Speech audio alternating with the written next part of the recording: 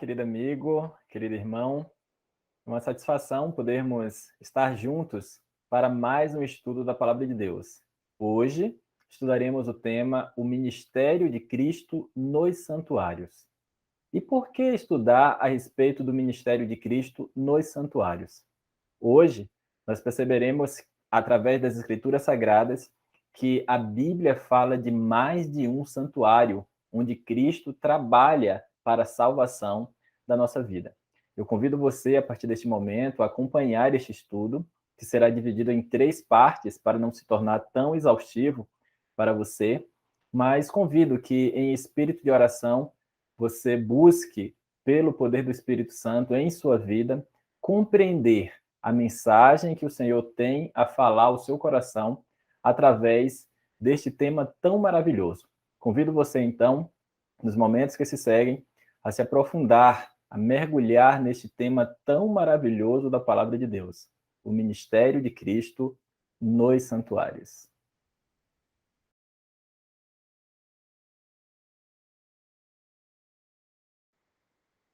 Ok, muito bem. Então, vamos agora diretamente para a Bíblia e vamos ver o que a Bíblia fala a respeito desse tema maravilhoso. Nós, então, iniciaremos com o texto de Salmo 77, verso 13, na versão King James. O texto bíblico nos diz o seguinte: O teu caminho, ó Deus, está no santuário. Quem é Deus tão grande como o nosso Deus? Então, o salmista, aqui divinamente inspirado, ele nos diz que o caminho do Senhor está no santuário. O que significa isso?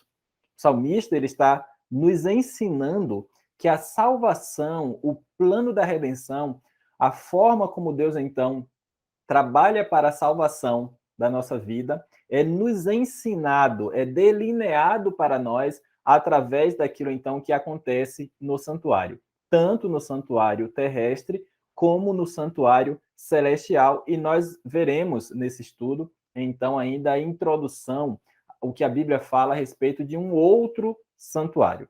Mas vamos ver ainda o que a Bíblia tem mais a dizer sobre o assunto. No Salmo 68, no verso 35, é dito o seguinte: Ó Deus, tu és tremendo desde os teus santuários. O Deus de Israel é o que dá força e poder ao seu povo. Bendito seja Deus.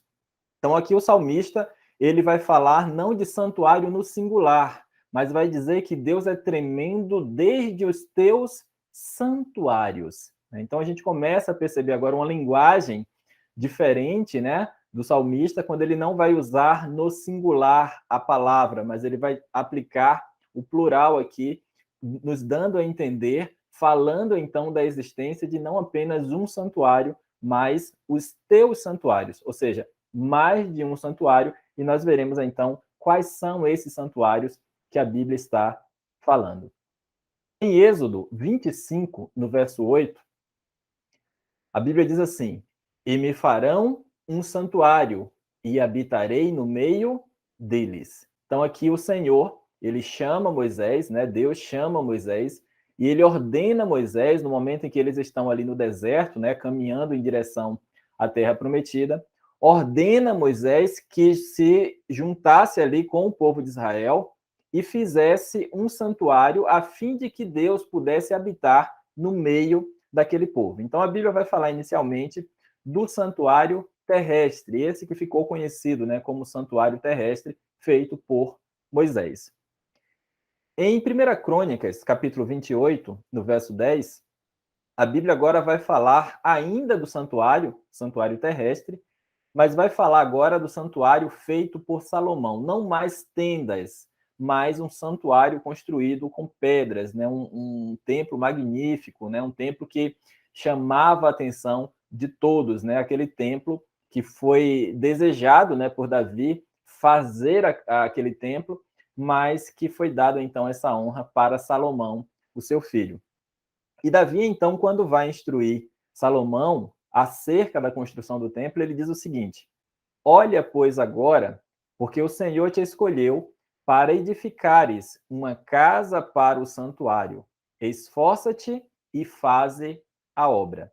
Então, Davi, aqui ele está orientando Salomão a se esforçar para fazer uma casa para o Senhor, né? A qual ele chama aqui de santuário.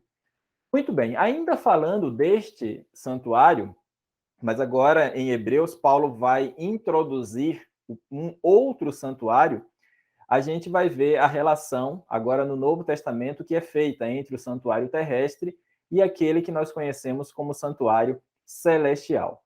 O texto então diz assim: Ora, o essencial das coisas que temos dito é que possuímos tal sumo sacerdote, que se assentou à destra do trono da majestade nos céus, como ministro do santuário e do verdadeiro tabernáculo que o Senhor erigiu, não o homem. Pois todo sumo sacerdote é constituído para oferecer tanto dons como sacrifícios. Por isso, era necessário que também esse sumo sacerdote tivesse o que oferecer. Ora, se ele estivesse na terra, nem mesmo o sacerdote seria, visto existirem aqueles que oferecem os dons segundo a lei, os quais ministram em figura e sombra das coisas celestes. Assim como Moisés foi divinamente instruído quando estava para construir o tabernáculo, conforme nós lemos lá em Êxodo 25, verso 8, pois diz ele: vê que faça todas as coisas de acordo com o modelo que te foi mostrado no monte. Agora, com efeito, obteve Jesus ministério tanto mais excelente, quanto é ele também mediador de superior aliança, instituída com base em superiores promessas. Então, aqui claramente, Paulo ele vai comentar a respeito do santuário terrestre, né, o tabernáculo construído por Moisés e que Salomão vai ampliar isso depois na construção do templo, né, o primeiro templo construído por Salomão. E Paulo então vai falar da relação deste santuário terrestre, o qual um homem, né, que era conhecido ali como sumo sacerdote, que prefigurava, que simbolizava Cristo, e nós sabemos que o primeiro sumo sacerdote foi então Arão, né, o levita, irmão de Moisés, e todo o trabalho feito pelo sumo sacerdote então apontava para Cristo, o divino Filho de Deus. E agora nesse texto Paulo então vai falar que Cristo ele foi então para o céu como ministro do santuário, ele vai dizer do verdadeiro tabernáculo que o Senhor erigiu, não o homem. Então agora Paulo vai ser mais específico quando vai dizer que o santuário terrestre, embora tenha sido dado um modelo a Moisés, né?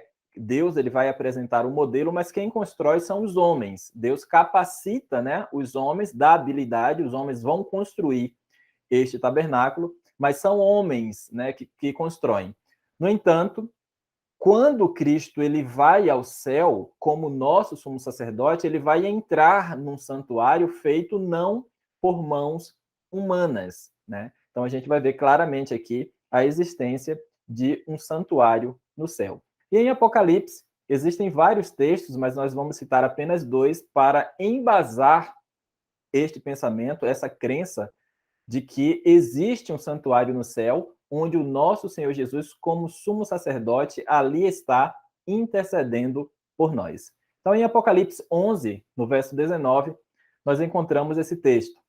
E abriu-se no céu o templo de Deus, e a arca da sua aliança foi vista no seu templo, e houve relâmpagos, e vozes e trovões, e terremotos, e grande saraiva. Nós não vamos entrar aqui nos detalhes que têm a ver com a discussão sobre Apocalipse 11 e o contexto aqui então do verso 19, mas o texto diz claramente que quando abre o céu, João vê o templo de Deus no céu, tendo ali a arca da aliança dentro do seu templo. Então a gente vai ver claramente que a figura que havia aqui, conhecida como santuário terrestre, onde tinha ali dentro do Santíssimo a arca da aliança e dentro da arca da aliança a lei de Deus, o mesmo ocorre no céu, e é isso aqui que João ele deixa claro para nós. Em Apocalipse 14, no verso 17, falando ainda sobre o santuário, João nos diz: então saiu do santuário que se encontra no céu outro anjo, tendo ele mesmo também uma foice afiada. Muito bem, então a gente vê de forma muito clara, através dos textos inspirados, que a Bíblia fala do santuário terrestre, construído por Moisés, mas vai falar também do santuário celestial, onde o nosso Senhor e Salvador Jesus Cristo entrou como sumo sacerdote para ali interceder diante do Pai por cada um de nós. Nesse texto do livro O Grande Conflito, a página 417, a pena inspirada diz o seguinte: que é o santuário? É claramente respondida nas Escrituras. O termo santuário, conforme é empregado na Bíblia, refere-se, primeiramente, ao tabernáculo construído por Moisés, como figura das coisas celestiais, e, em segundo lugar, ao verdadeiro tabernáculo, no céu, para o qual o santuário terrestre apontava. A morte de Cristo terminou o serviço típico.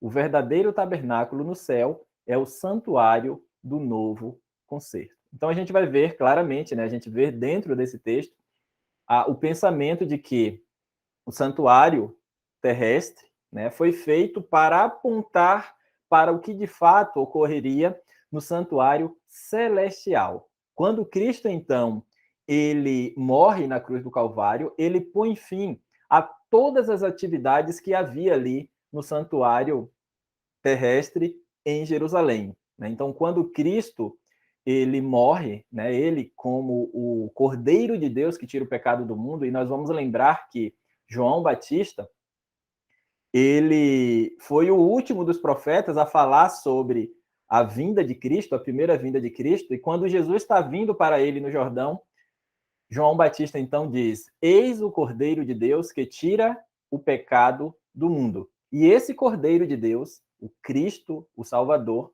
ele vai então morrer na cruz, e quando ele morre na cruz, ele põe fim a todo aquele simbolismo, toda aquela tipificação que havia ali no santuário terrestre, que apontava para o serviço do próprio Cristo, que ele então, ao ascender ao céu e entrar no santuário celeste, ele vai então exercer o trabalho que Cristo vai realizar ali como sumo sacerdote em favor da humanidade que buscar, em favor da humanidade que aceitar o seu sacrifício expiatório na cruz.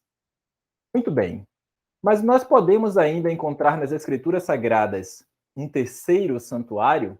Olha, esta é uma pergunta bem interessante, porque nós já vimos até aqui textos claros que provam a existência de dois santuários, o santuário terrestre e o santuário celestial. Mas a Bíblia fala ainda de um outro santuário. Que santuário seria este? Muito bem, vamos aos textos. Em 2 Coríntios 6, no verso 16, a palavra de Deus então nos diz o seguinte: que ligação há entre o santuário de Deus e os ídolos? Porque nós somos santuário do Deus vivente, como ele próprio disse: habitarei e andarei entre eles. Serei o seu Deus e eles serão o meu povo. Que maravilha, que texto claro, né? O texto diz então claramente, Paulo, divinamente inspirado, diz que nós somos santuário do Deus vivente, e da mesma forma como ele fez o santuário terrestre, então, por meio de Moisés, a ordem foi dada: façam para mim um santuário para que eu possa habitar no meio de vocês. Nesse caso aqui agora, Paulo diz claramente que nós somos este santuário. Nós somos santuários feitos para a habitação do nosso Deus. Vamos avançar então com este pensamento. Em 1 Coríntios, capítulo 6, no verso 16, Paulo ainda diz: acaso não sabeis que o vosso corpo é santuário do Espírito Santo, que está em vós, o qual tendes da parte de Deus e que não sois de vós mesmos? Olha que advertência Paulo nos faz. Você lembra, ao estudar ali o Antigo Testamento, os cuidados, as exigências e advertências de Deus quanto à forma de lidar com o seu santuário, com a habitação ali de Deus entre os homens? Pois é. Agora Paulo, ele vai falar que que o nosso corpo é o templo do Espírito Santo, é a morada de Deus, e que nós também precisamos cuidar desse templo que não pertence a nós mesmos, pertence ao nosso Criador, pertence a Deus pela criação e também pela redenção. Ainda em 1 Coríntios, capítulo 3, no verso 9, Paulo ainda diz: porque de Deus somos cooperadores, lavoura de Deus, edifício de Deus sois vós. Não sabeis que sois santuário de Deus e que o Espírito de Deus habita em vós? Se alguém destruir o santuário de Deus, Deus o destruirá, porque o santuário de Deus, que sois vós, é sagrado. Então, Paulo aqui é ainda mais enfático e vai dizer que aqueles que destruírem o templo, a morada de Deus, Deus o destruirá. Que texto direto, né? Muito claro. Agora, escrevendo aos Efésios, o apóstolo ele vai dizer: assim, já não sois estrangeiros e peregrinos, mas concidadãos dos santos, e sois da família de Deus, edificados sobre o fundamento dos apóstolos e profetas, sendo ele mesmo, Cristo Jesus, a pedra angular, no qual todo edifício bem ajustado cresce para santuário dedicado ao Senhor, no qual também vós, juntamente, estáis sendo edificados para a habitação de Deus, de que forma? Em espírito. Então, Paulo, aqui escrevendo aos Efésios, ele diz que os filhos de Deus, os cristãos, eles são então ajustados, preparados para a morada do Senhor. De que forma? Morando, habitando em espírito, né? Que coisa maravilhosa o texto, então, da palavra de Deus nos esclarece. Muito bem, então até aqui nós já vimos claramente, de forma bem objetiva e prática, a existência do santuário terrestre, feito por Moisés, santuário celestial, onde Cristo ele entrou para interceder por nós nos céus, e nós agora acabamos de ver claramente em textos inspirados que nós, os filhos de Deus, somos então feitos santuário, morada de Deus. Então, muito claro, né? Então podemos responder agora a nossa pergunta, que é sim possível encontrar mais um outro santuário nas Escrituras Sagradas. Né? Podemos falar aqui do santuário, templo de Deus, nós, seres humanos, os filhos de Deus, que passam a servir ao Senhor e adorar ao Senhor em espírito e em verdade. Muito bem, a gente então avança agora e aí a gente vai entrar para a próxima parte desse estudo, que vai tratar do papel do sumo sacerdote com o santuário e o povo. Né? A gente vai ver que o sumo sacerdote ele tinha funções específicas, não somente quando ele lidava com o povo nas atividades ali do santuário. Né? Então, vocês veem aí esta imagem, né, do que seria a figura de um sumo sacerdote, e vocês veem também aí aquilo que seria, né, a imagem do templo, né, do tabernáculo construído por Moisés, e como ele estava localizado no meio do povo de Israel. Então, a princípio, no deserto, quando o povo parava para, então, descansar ou ficava ali por um tempo, naquele determinado local, o santuário ele era, então, armado no centro. Né? Nós sabemos que eram 12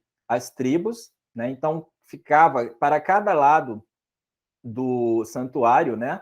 Era então distribuído ali 3 tribos, né? Então essas 12 tribos eram distribuídas ali ao redor do santuário terrestre. Isso significa o quê? O que que Deus queria ensinar trabalhando com o povo de Israel dessa forma? O que Deus queria fazer? Deus queria ensinar, instruir o povo para que toda a vida deles girasse em torno da religião. Toda a vida do povo de Israel, a economia, tudo que acontecia no meio do povo de Israel, girava em torno do templo, né? daí, com o passar do tempo, né, o povo ter desviado o foco, né, ter desobedecido a Deus, mas ainda estarem presos ao templo.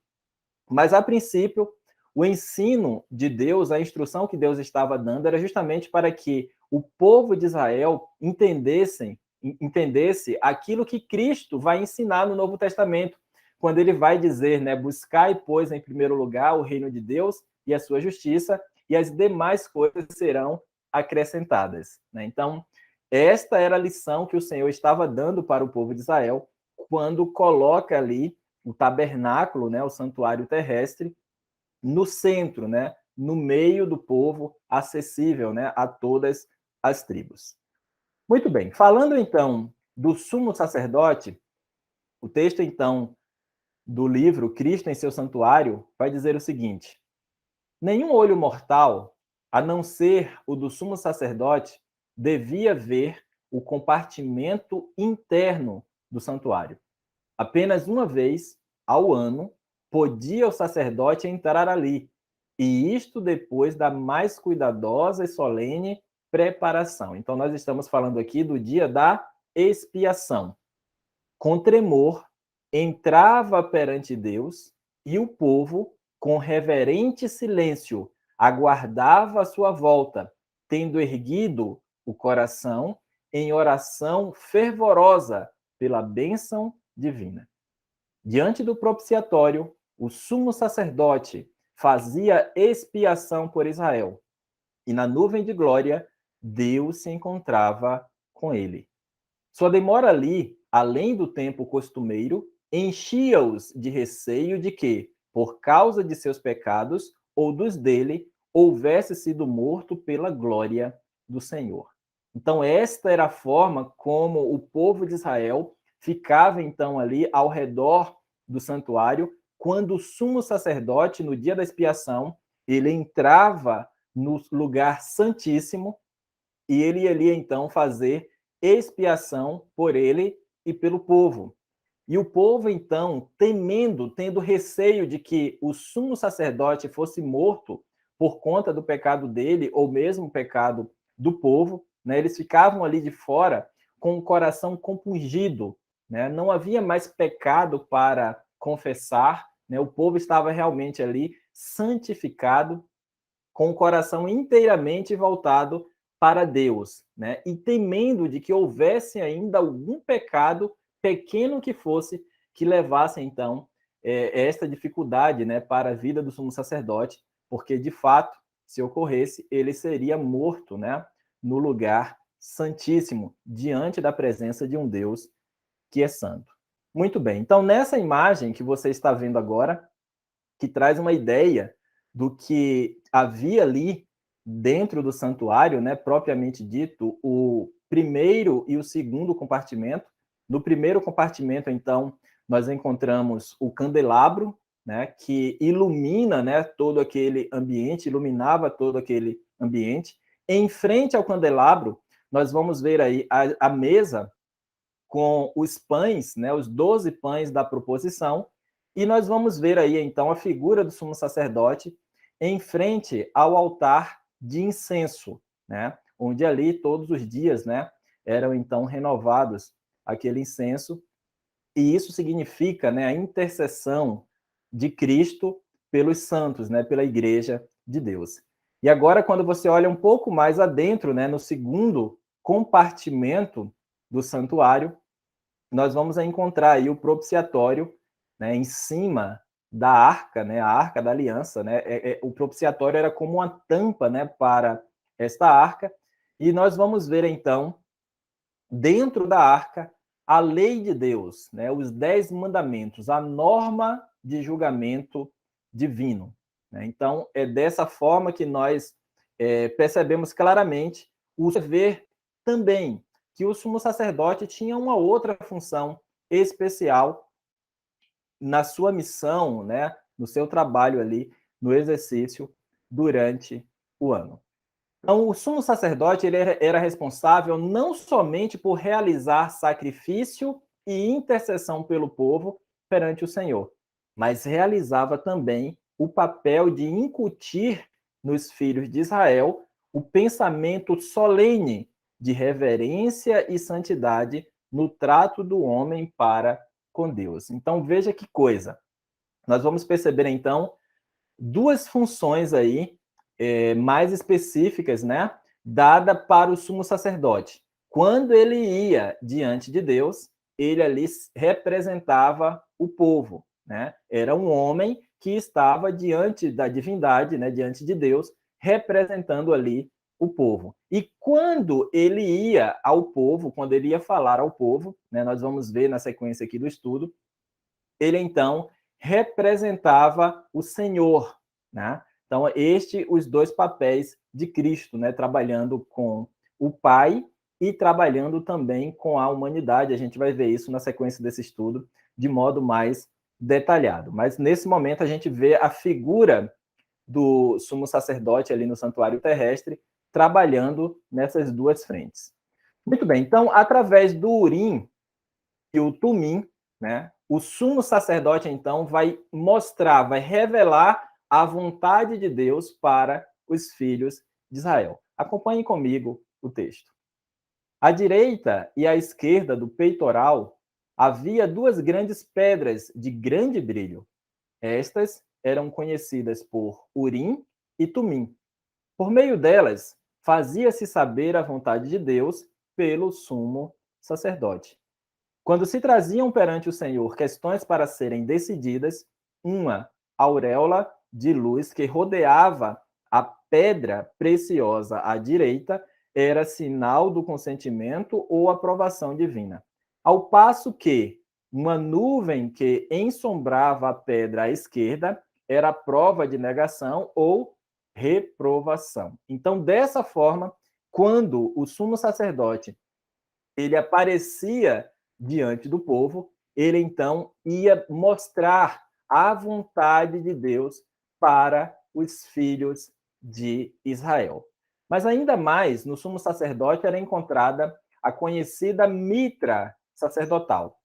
A mitra do sumo sacerdote consistia no turbante de alvo linho, tendo presa no mesmo, por um laço de azul, uma lâmina de ouro que trazia a inscrição Santidade ao Senhor.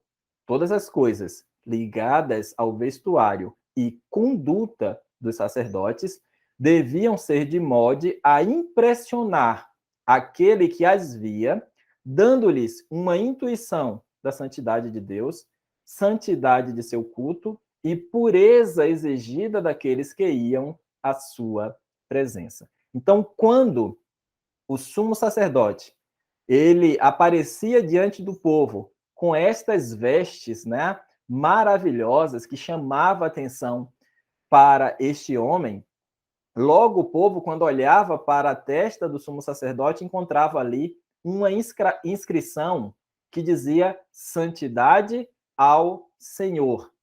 Esta inscrição em si não falava que apenas o sacerdote era santidade ao Senhor, mas que todo o povo deveria viver, né, de acordo com a vida exemplar do sumo sacerdote, que em todas as coisas que estavam ligadas a ele, desde o vestuário, a conduta, a vida do sacerdote como um todo, né, era para levar o povo a ter em mente, né, a necessidade de viver de fato uma vida santa diante de Deus. Então eles precisavam se preocupar, né, ter em mente com a santidade do culto do Senhor e a pureza exigida daqueles que iam à sua presença. Que coisa impressionante nós vamos encontrar aqui quando lemos então esse texto e a responsabilidade que todos nós temos quando vamos à presença do Senhor. Muito bem, então, através do Urim e o Tumim, o povo de Deus tinha conhecimento claro de qual era a vontade, né, o propósito divino para a sua vida. No livro O Grande Conflito, a página 430, é nos dito o seguinte: o estado dos judeus incrédulos ilustra a condição dos indiferentes e incrédulos entre os professos cristãos, que, voluntariamente, ignoram a obra de nosso misericordioso sumo sacerdote. No cerimonial típico, quando o sumo sacerdote entrava no lugar santíssimo, exigia-se de todos os israelitas que se reunissem em redor do santuário e, de modo mais solene, humilhassem a alma perante Deus, para que recebessem o perdão dos pecados e não fossem extirpados da congregação. Quanto mais importante não é que, neste dia antitípico da expiação, compreendamos a obra de nosso sumo sacerdote e saibamos quais os deveres que de nós se requerem.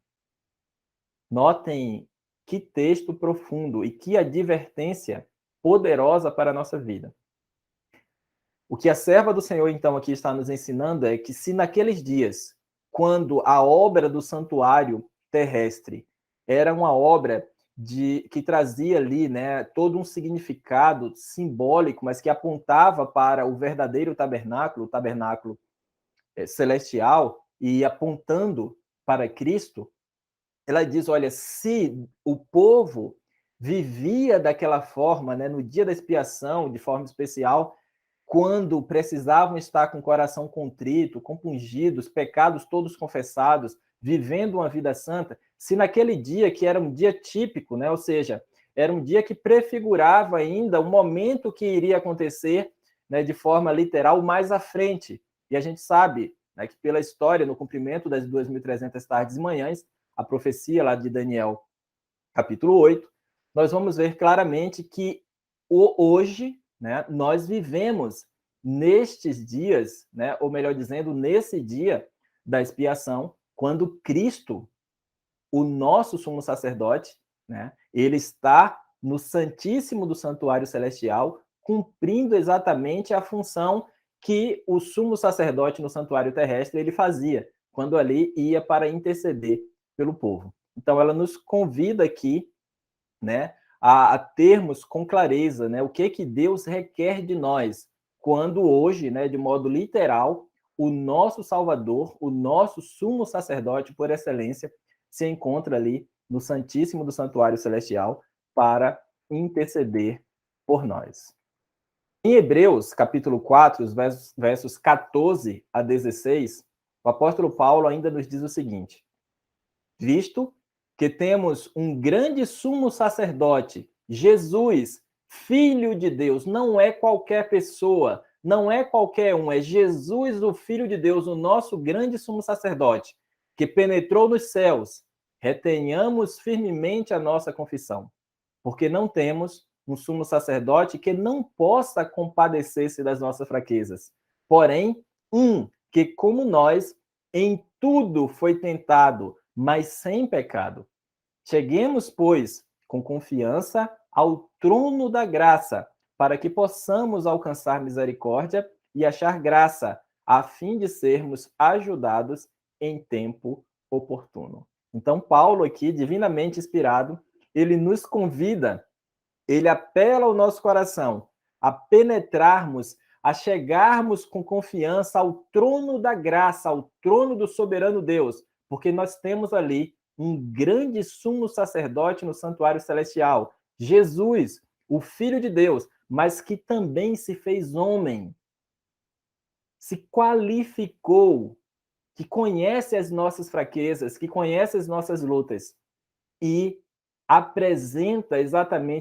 se apresenta diante do Pai como um homem, né, para interceder por nós. Cristo então entrou uma vez no santo lugar, tendo obtido para nós eterna redenção. Por isso também pode salvar totalmente os que por ele se achegam a Deus, vivendo sempre para interceder por eles. Hebreus 7, verso 25. Ele se qualificou para ser não somente representante do homem, mas seu advogado, de modo que toda alma, se desejar, possa dizer: tenho um amigo no tribunal, um sumo sacerdote que é sensível ao sentimento de minhas enfermidades. Que texto maravilhoso, meu querido irmão. Nós podemos ter a certeza de que Cristo, o Filho de Deus, ele se qualificou para ser o nosso representante diante do Pai, diante do soberano do universo. E nós podemos dizer com ousadia que nós temos ali diante do Pai um advogado, mas não é qualquer advogado, é um advogado que ele mesmo pagou o preço.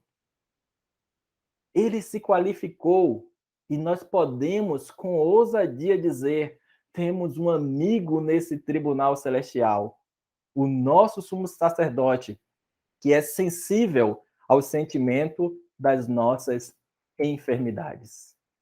Querido amigo, nós iremos fazer uma pausa aqui nesse estudo, como nós havia dito a princípio, mas na continuação desse estudo, nós iremos agora trabalhar as funções desse sumo sacerdote, desse maravilhoso sumo sacerdote no santuário celestial, quando nós iremos compreender, né, aquelas duas frentes em que trabalhava o sumo sacerdote no santuário terrestre, né, quando ele ia ao Pai, ali no Santíssimo, e ali ele representava os filhos de Israel, representava o homem, mas também na outra frente, quando ele vai aos filhos de Israel, e ali ele representa Deus, quando através do Urim e do Tumim, ele manifestava, ele revelava a fonte, a vontade de Deus para os filhos de Israel. Então, na continuação desse estudo, nós iremos ver como Cristo, como é possível Cristo estar